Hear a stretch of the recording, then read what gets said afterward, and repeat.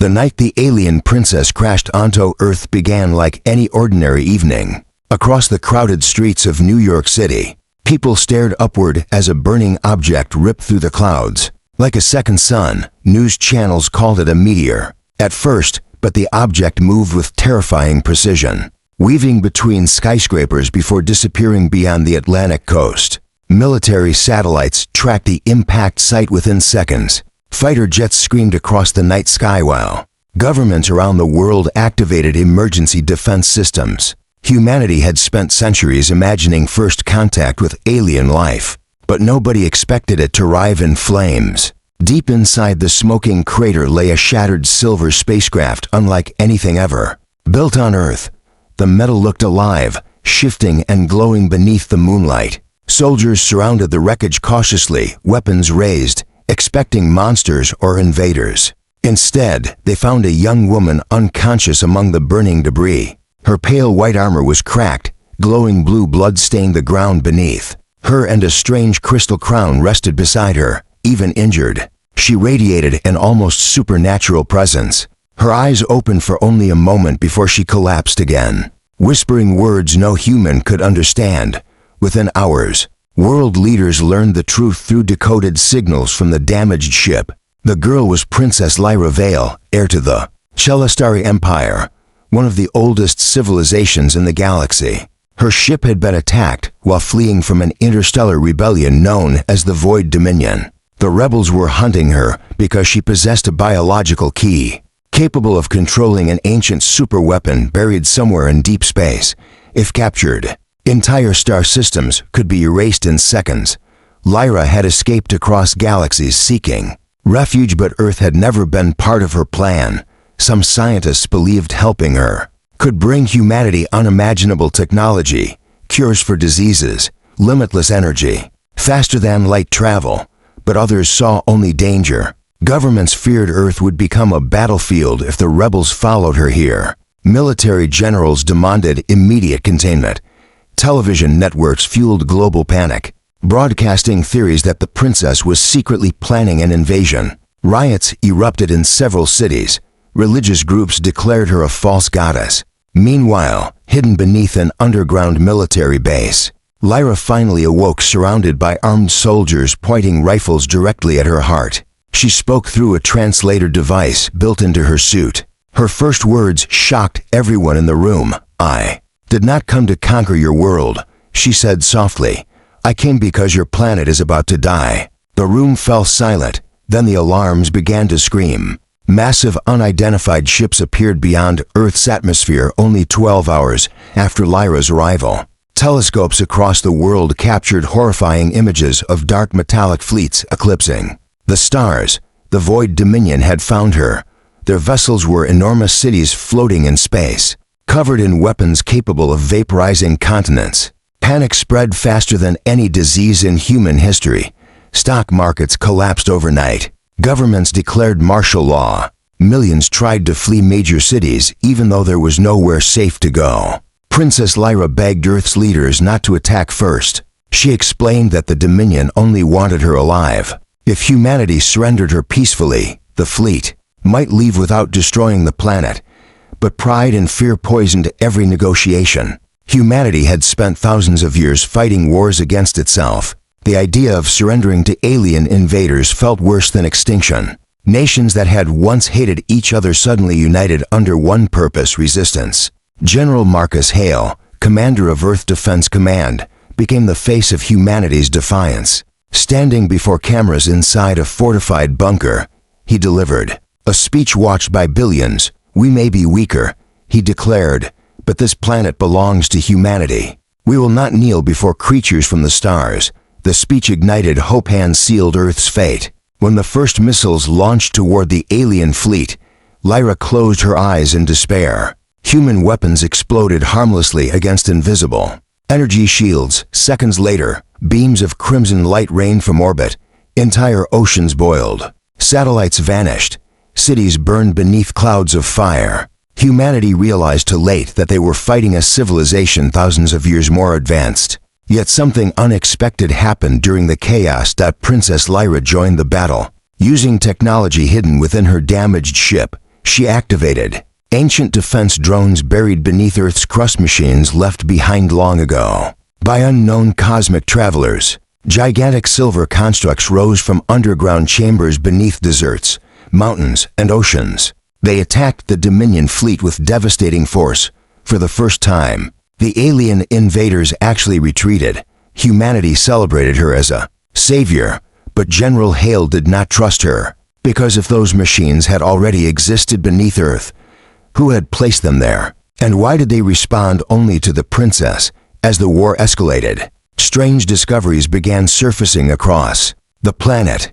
Ancient ruins hidden beneath Antarctica matched symbols found inside Lyra's spacecraft. Buried temples in Egypt contained star maps leading far beyond the Milky Way. Archaeologists uncovered evidence suggesting humanity had been observed for thousands of years by beings connected to the Chelistari Empire. Every answer only created more terrifying questions. Lyra finally revealed the truth during a secret meeting with Earth's leaders. Humanity was never alone. Millions of years ago, Earth had been chosen as the hiding place for the astral core, an ancient weapon created by a vanished species known only as the architects. The core possessed the power to manipulate stars themselves. Entire galaxies once fought wars over it until the architects disappeared mysteriously. To protect the universe, the weapon was hidden on an undeveloped world no advanced civilization would suspect, Earth, but the core could only be activated by someone carrying royal Chelistari blood, Princess Lyra. General Hale immediately accused her of deception. He believed she had manipulated humanity from the beginning to gain access to the weapon. Fear spread among world governments once more. Some demanded Lyra be executed before the Dominion reached the planet. Others believed she was the only hope. Earth had left. Meanwhile, the Void Dominion prepared for invasion. Thousands of drop ships descended through Earth's atmosphere like swarms of mechanical insects. Alien soldiers marched across ruined cities, harvesting resources and hunting. For Lyra, humanity fought desperately street by street. Ordinary civilians became soldiers overnight. Teenagers carried rifles beside exhausted veterans. Entire nations burned beneath endless storms created by orbital bombardments. During one brutal battle in the ruins of Tokyo, Lyra personally saved General Hale's life after he was trapped beneath collapsing debris. She could have abandoned him. Instead, she carried him through gunfire while Dominion soldiers closed in from every direction. As explosions thundered around them, Hale finally asked the question haunting him since the beginning. "Why protect us?" he whispered. Lyra stared at the burning horizon. "Because your species still fights for each other," she replied. "Mine forgot how, for the first time since the invasion began." Hale wondered if humanity's greatest weapon wasn't technology, but hope. Earth's defenses were collapsing. Nearly half the planet had fallen under Dominion control. Oceans were poisoned, communication networks destroyed, and millions were dead. The skies remained permanently dark beneath the shadow of alien warships. Humanity stood at the edge of extinction. Then Princess Lyra proposed an impossible plan. The astral core hidden beneath Earth could destroy the Dominion fleet instantly, but activating it would release enough energy to tear apart the entire planet. Earth would survive only if someone manually stabilized the core from inside its central chamber, a process no living being had ever survived. General Hale volunteered immediately, but Lyra refused. "The core responds only to royal blood," she explained quietly. "If anyone enters that chamber, it must be me." Together, Lyra and Hale traveled to the ancient structure buried deep beneath the Pacific Ocean. The chamber was enormous, glowing with cosmic energy older than civilization itself. Massive rings rotated around a floating sphere of light brighter than the sun. Strange whispers echoed through the darkness as if the architects themselves were watching. Above them, the final battle for Earth had begun. Human fighter jets launched suicidal attacks against Dominion cruisers. Nuclear missiles exploded in orbit. Alien ships crashed into burning cities. Every surviving nation united for one final stand while civilians watched from underground shelters, praying humanity would live to see another sunrise. Inside the core chamber, Lyra confessed the truth she had hidden from everyone. She had known from the start that Earth would become a battlefield. Her ship hadn't crashed accidentally. She had chosen Earth because she believed humanity still possessed something the galaxy had lost. Compassion. Across countless star systems, civilizations had become cold, ruthless, obsessed with power. But humans, despite their violence, still loved fiercely, sacrificed for strangers, and dreamed beyond logic. You are chaotic, Lyra told Hale with a faint smile. But you are alive in ways the stars have forgotten. As Dominion forces breached the chamber entrance, Lyra activated the astral core. The universe itself seemed to scream. A wave of blinding light erupted from Earth, expanding across space faster than thought itself. Dominion warships disintegrated, instantly, torn apart molecule by molecule. Their commanders never even had time to understand what had happened. Across orbit, the invasion fleet vanished in silence, leaving only drifting ashes beneath the stars. For a single moment, the war was over, but the astral core began destabilizing rapidly. Earth shook violently as oceans rose and continents cracked apart.